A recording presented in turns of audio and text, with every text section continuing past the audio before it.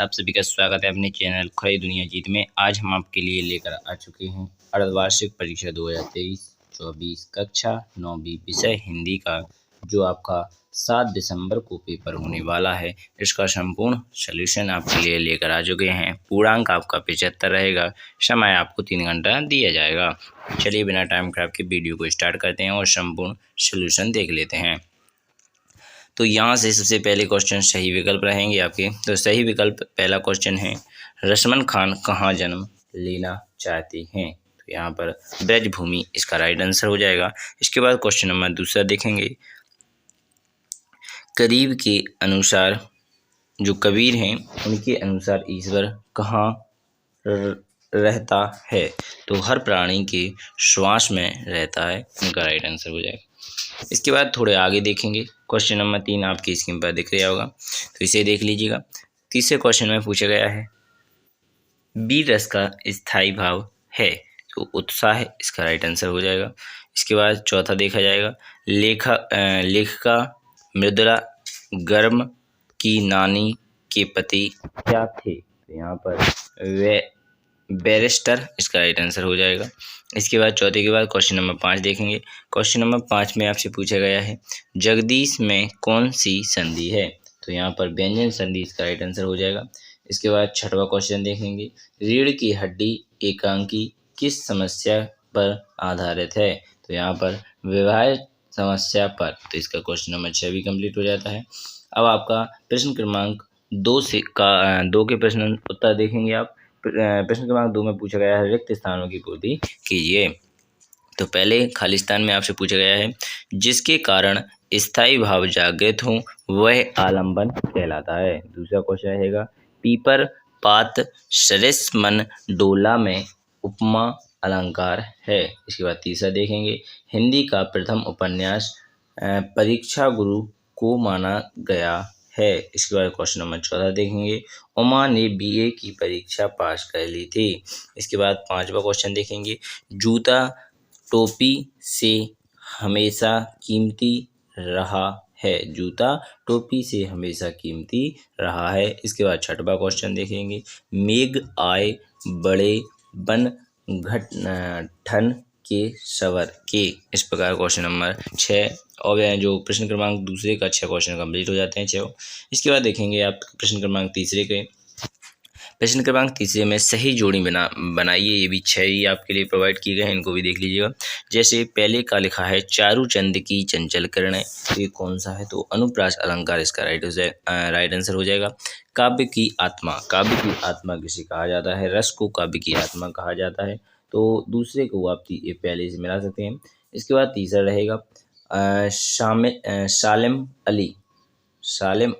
तो सालिम अली को आप वर्ड वाचर, इसका राइट आंसर हो जाएगा। इसके बाद देखेंगे डांडे को आप चौथे नंबर के क्वेश्चन को चौथे से मिलेंगे, यानी तिब्बत। इसके बाद श्री कृष्ण, तो श्री कृष्ण को पीताम्बर से मिला सकते हैं। इसके बाद अगला आदान का प्रदान हो जाता है, आप जानते हैं। इस प्रकार आपकी संपूर्ण ओटियां कंप्लीट हो जाती हैं। चलिए क्वेश्चन नंबर 3 के बाद क्वेश्चन नंबर 4 देखेंगे। क्वेश्चन नंबर 4 में सत्ता पूछे गए हैं आपके, तो इनको भी आप देख लीजिएगा। सत्ता में पहला क्वेश्चन आपसे पूछा गया है, मेघ बंठन के आए हैं, ये बिल्कुल सत्य बात है।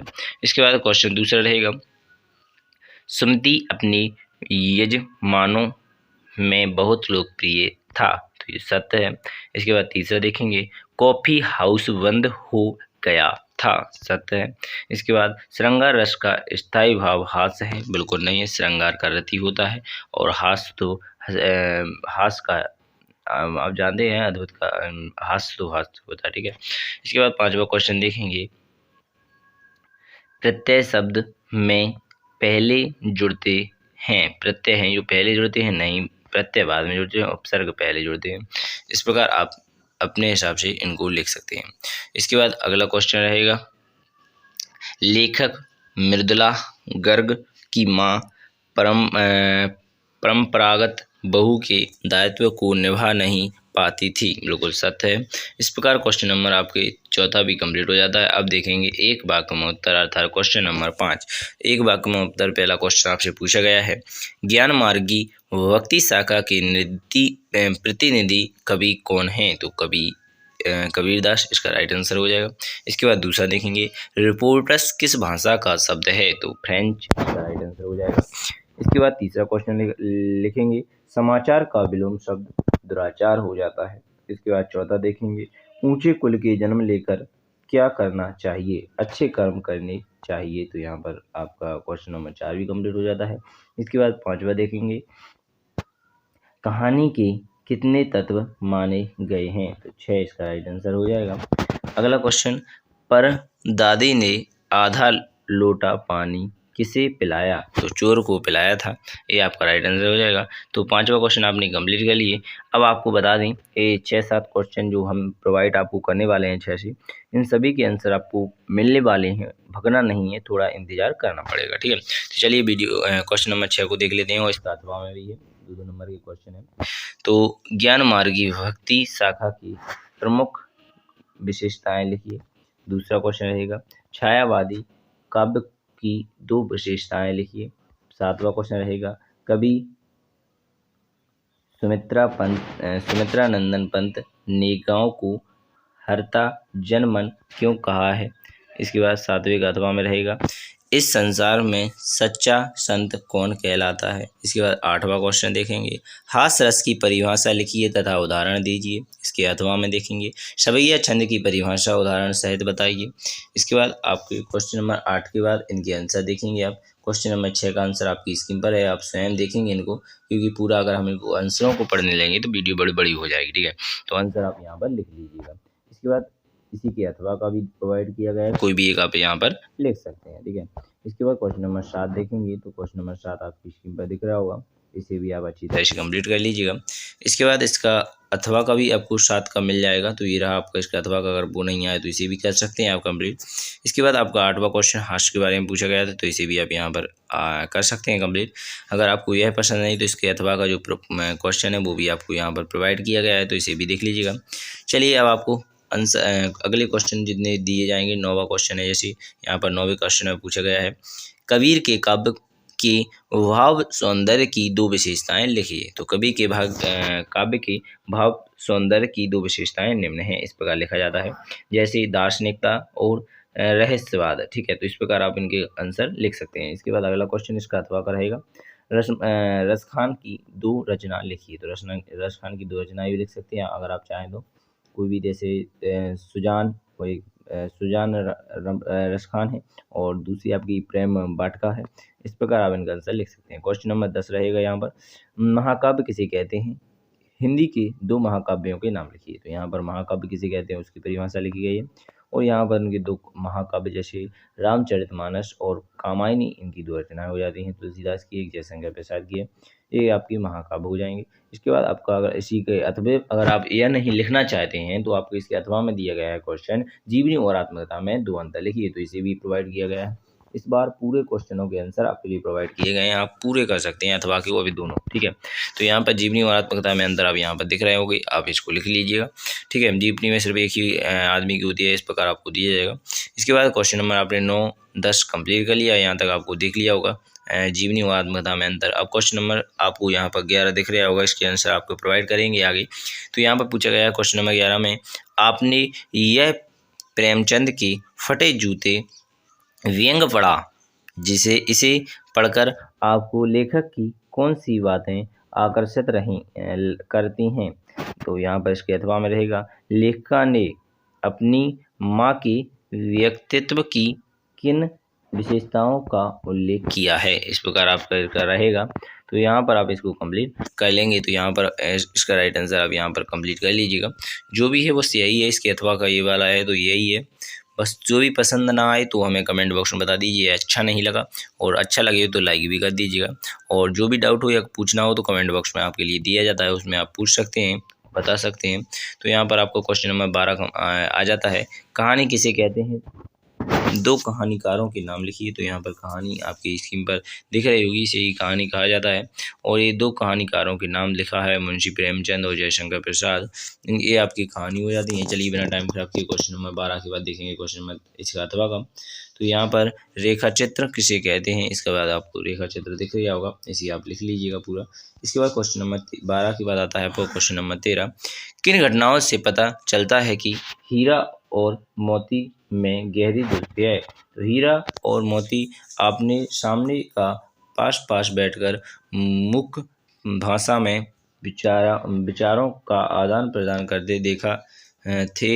एक चारा खाता था तो दूसरा भी खाने लगता। एक खाना बंद करने पर दूसरा भी बंद कर देता है। यह आपको यहाँ पर आप कंप्लीट कर सकते हैं। ठीक है, तो यहाँ पर इसका अथवा का रहेगा 13 का। तो यहाँ पर अपनी यात्रा के दौरान लेखक को किन किन कठिनाइयों का सामना करना पड़ा, इस प्रकार इसका भी राइट आंसर लिख लीजिएगा। ये आपका इसी का है। इसके बाद देखेंगे क्वेश्चन नंबर 14। प्रेमचंद के फटे जूते को पाठ में टीले शब्द का प्रयोग किन संदर्भों को इंगित करने के लिए किया गया। ठीक है, किया है। इस प्रकार इसका आप राइट आंसर लिख सकते हैं।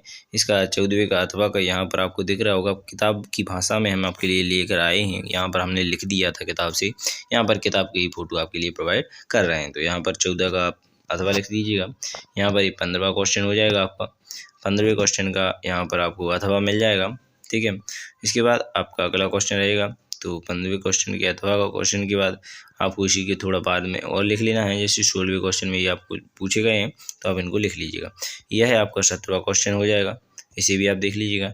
इस 17वें का अथवा हो जाएगा आपका, इनको भी आप लिख लीजिएगा। तो अगर आपको कोई भी डाउट हो, जैसे यहाँ पर पूछा गया मृत्यु का तरल दूत किसे कहा गया है। इसके बाद 17 का अथवा में पूछा गया होगा लेख का मृदुल गर्ग की नानी की आज़ादी के आंदोलन में किस प्रकार की भागीदारी थी। इस प्रकार अब आता है आपका प्रश्न क्रमांक 18। तो प्रश्न क्रमांक 18 में यहाँ पर आपको 4 लाइनें दी गई हैं। इसमें संदर्भ, प्रसंग एवं व्याख्या और आपको इस प्रकार आपको सौंदर्य लिख लेना है। इसका अथवा में ये 4 लाइनें दी गई हैं, इनमें से कोई भी लिख सकते हैं आप। इसके बाद आता है 19 का। तो 19 का भी आपको यही इसी प्रकार का एक और लिख लेना है। तो इसे भी आप यहाँ पर लिख सकते हैं प्रसंग, तो यहाँ पर इसे भी लिख लीजिएगा। इसके बाद 19 का अथवा आ जाएगा, तो यहाँ पर आप अथवा भी देख लीजिएगा। बस समाप्त हो जाते हैं। अब आ जाता है आपका अथवा 20 का। 20वां क्वेश्चन देखेंगे, यहाँ पर 20 अथवा है। ठीक है, तो यहाँ पर मेरा विद्यालय, तो यहाँ पर आप जानते हैं आपको निबंध लिखना पड़ता है। तो मेरा विद्यालय का हमने निबंध आपके लिए प्रोवाइड किया है। इसके बाद अगर आप यह पसंद ना आए तो स्वतंत्रता दिवस पर संवाद लिख सकते हैं। अगर यह भी ना आए समझ में, तो यहाँ पर 21वें क्वेश्चन में आपसे पूछा जाता है, तो इसे भी आप लिख सकते हैं। शीर्षक है, इसके बाद इसकी आपको तुलनात्मक, इस प्रकार आप इनके कंप्लीट कर लेंगे। इसके बाद 21 का अथवा का यहाँ पर आप देख लिया है अपने। तो 21 के और आगे भी देख लेंगे। 2 दिए जाते हैं, 2 दिए गए हैं, इनमें से कोई भी आप एक कर सकते हैं या दोनों कर सकते हैं। इसके बाद 21 के बाद आता है 22वां क्वेश्चन। तो 22वें क्वेश्चन में आपको पता है पिताजी को पत्र लिखना है, तो पिताजी को पत्र लिख लीजिएगा। और इसके अथवा में आपको अंक सूची वाला दिया जाता है कि प्राप्त करने के लिए आप दूसरी जगह जाएंगे तो क्या करेंगे, तो वो आपके लिए दिया गया है, इसे भी लिख लीजिएगा।